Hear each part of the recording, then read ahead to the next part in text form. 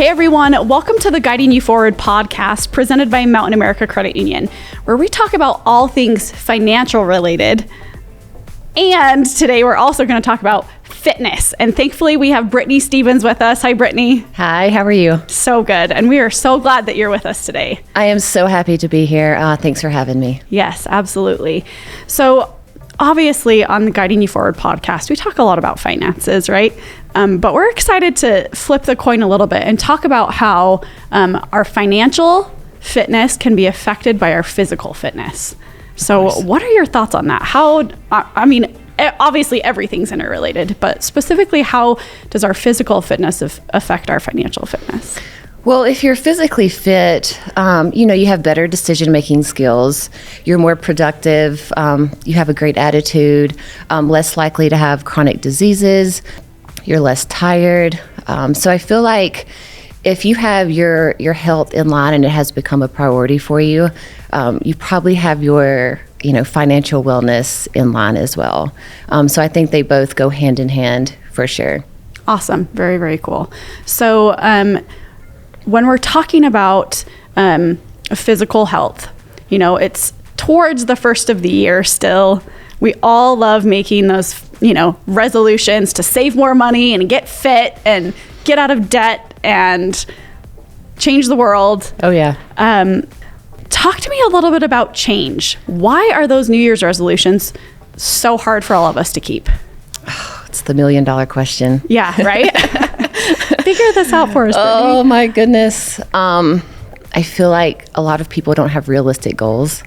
Okay. So I feel like a lot of people have these large goals. They haven't exercised or been on an exercise routine for a year, 2 years plus, and then they come in and they want to work out for 6 or 7 times a week, 1 to 2 hours. That's their goal. But realistically, living in this modern day and age, 2021, we just don't have a lot of time. So we tend to do the things that are important to us as long as it takes a short amount of time. So I'll be honest, I don't work out 6 to 7 times a week. I need my rest days. So what I do is I make them a plan of like 3 days a week with the option of 2 more days. And then I suggest cardio for the other 2 days if they are really wanting to get 7 days a week in. Okay. I love that. For sure. I love that. And I think that makes sense, right? Although I would love to eventually get there to work out 6 days a week and, spend 2 hours on myself. That would be great. So I've heard before that really your physical health is 80% of eating and really only 20% of movement. Is that true, or is that just something that some diet told me one day? I wish those numbers were reversed. I do too. I do too. If I could eat whatever I want and just move a little bit, I'd be way happier. I know. Or maybe I wouldn't be. I don't know. I think of those stats. I'm like, man, what I do is only 20% of someone's health. I'm going to have to agree with that. Okay.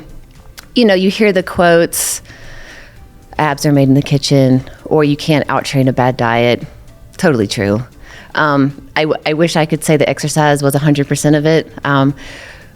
But it's not. It's just part of it. What we eat is very important. As long as we eat a well-balanced diet, and we, add 2 or 3 days in of exercise, generally you'll see the health benefits. But I would definitely say 80% of it, roughly, is diet. I would say eat as clean as possible for more of a nutrition standpoint on this.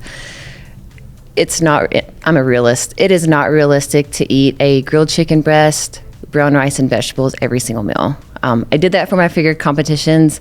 Wouldn't recommend it to anyone. If you can, great. But don't feel bad about, having that birthday cake of, your sons or daughters or whatever. Well, I've definitely learned a lot today first of all, I didn't know the cliche term that abs are created in the kitchen. So that's going in my kitchen. Abs are created in the kitchen. It is what you eat, for sure. Awesome. I love that. So there's a quote that will be posted on my fridge. No, I'm kidding. But thank you so much for joining us today.